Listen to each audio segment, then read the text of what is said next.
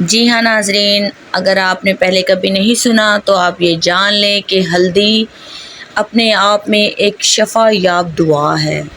ये एक ऐसी दुआ है, ये एक ऐसा रिज़्क़ है और ये एक ऐसा सीक्रेट, ये एक ऐसा राज है कि जो आप अगर नहीं जानते तो जान लें, ये आपके चेस्ट इन्फेक्शन में, यानी कि जब आपको बलगम हो जाती है और कंट्रोल में नहीं रहती, आपके रेशा आना लगता है और आपके इतना ज़्यादा आपके खड़खड़ाहट होती है और इस कदर आपके बलगम आती है कि कंट्रोल से बाहर हो जाता है।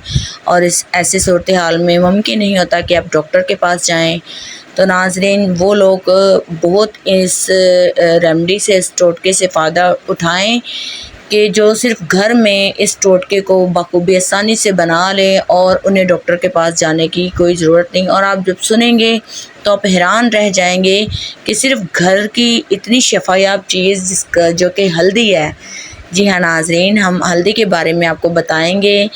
आपने पंसार की दुकान पे जाना है और वहाँ पर आपने गुट्ठी वाली जो हल्दी होती है, जिसे अम्बा हल्दी भी कहते हैं, आपने वो लेनी है और आपने उसका पाउडर आपने उसका बना लेना है। ठीक है, उसको काट लेंगे, उसका पाउडर बना लें, उसका के फिर उसको आपने नॉन स्टिक फ्राई पैन लेना, उसमें आपने उसको रोस्ट करना है।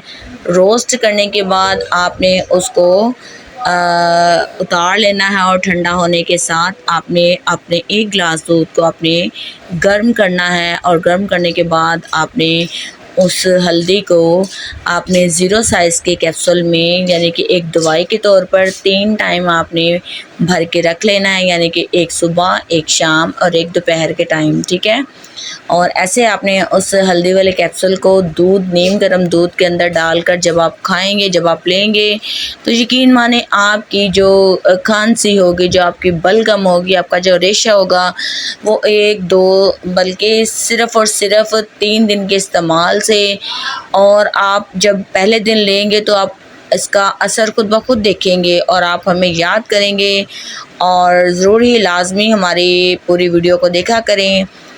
उम्मीद है नाज़रीन, आपको ये हमारा टोटका, हमारी रेमेडी जो रेशे से रिलेटेड, आपकी बलगम से रिलेटेड, आपके गले से रिलेटेड हमने जो आपके साथ शेयर किया, आपको बहुत अच्छी लगी होगी।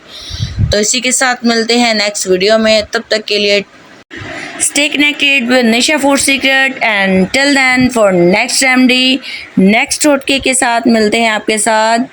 अल्लाह हाफिज़, बाय बाय।